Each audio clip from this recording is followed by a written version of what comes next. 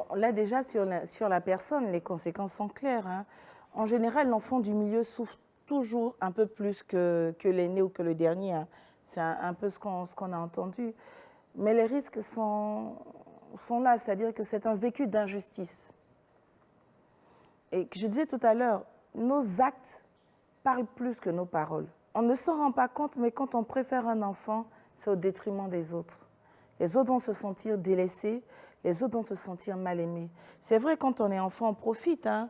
Oui, bon, c'est le chouchou, va chercher tel ou tel truc, obtient telle ou telle grâce des parents. Mais il faut se souvenir qu'un jour, on ne sera plus là. Et que celui qu'on a mis en position de préférer, eh bien, le jour où on ne sera plus là, ça sera l'heure de la revanche pour les autres. Et celui qui est le préféré, en général, on ne le rend pas très autonome. C'est vrai. On ne le rend pas autonome, en fait. Donc, quel conseil vous donneriez justement à ces parents qui ont une préférence et c'est plus fort qu'eux? Parce qu'on a reçu des témoignages sur la page Facebook de Maternelle de mamans qui disaient clairement, qui affichaient clairement, moi, j'ai nettement, ils étaient moins politiques que vous, c'était vraiment moi, non, c'est lui que je préfère, les autres là, c'est lui que je préfère. Quel conseil vous leur donneriez justement pour que ça se passe à peu près bien avec les enfants? J'ai beau réfléchir, en vérité, j'ai beau réfléchir, je ne sais pas. Parce que la seule chose à dire, mais ça ne fait pas de différence.